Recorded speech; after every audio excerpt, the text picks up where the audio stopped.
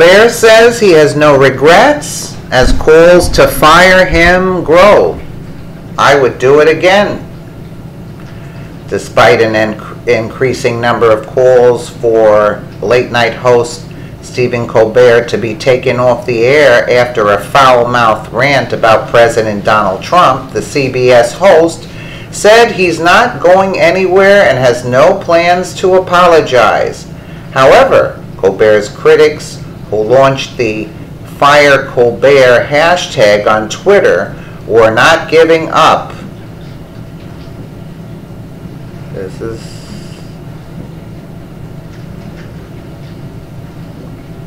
It's sad that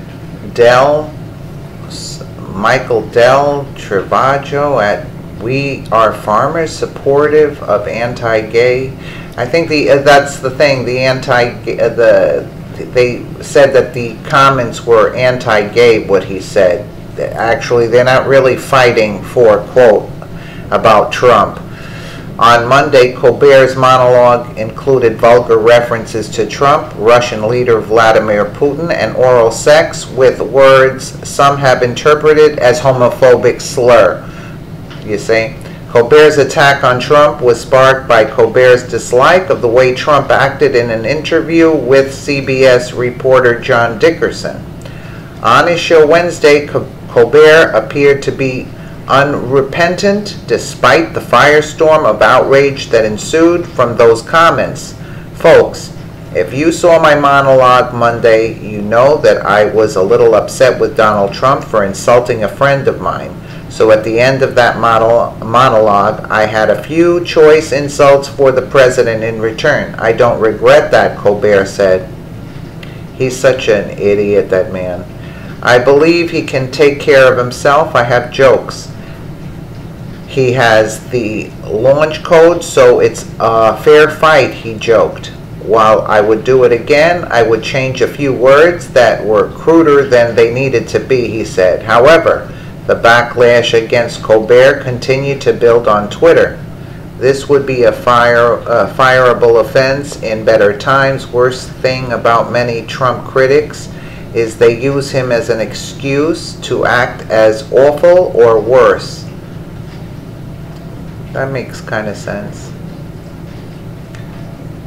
Would do it again. The contents of the love come through the mouth. He hates Trump and has no respect for gay people. The U.S. left acts like a scorned and psychotic stalking ex-girlfriend who cannot get over being dumped for someone better.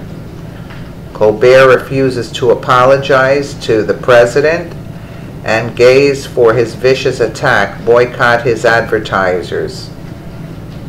Cameron Kingvig, a past president of the Dallas chapter of the Federalist Society and general counsel to the Dallas Country Republican Party, wrote in an op-ed on Independent Journal Review that Colbert was not only in bad, I would assume, taste. Colbert's statements were actionable and legally indefensible. After summarizing the reasons why Colbert crossed legal lines, Kinbig noted that Colbert was damaging society with his actions. When we allow crass, defamatory, inane, tactless, and constitutionally unprotected comments to cloud the national consciousness when it comes to our political discourse, we are the worse for it, he wrote.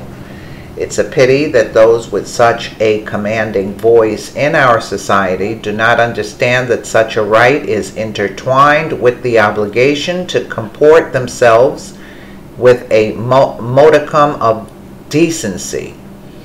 Choosing to recreate the past with verbal sparring and disparaging insults is neither a sound legal maneuver nor good for the country, he wrote. I don't know. I'm not a fan of Colbert, but at the same time, you know, look, I don't know. I'm at a loss for words. If you have any, please let us know in the comments below. And again, thank you so much for watching.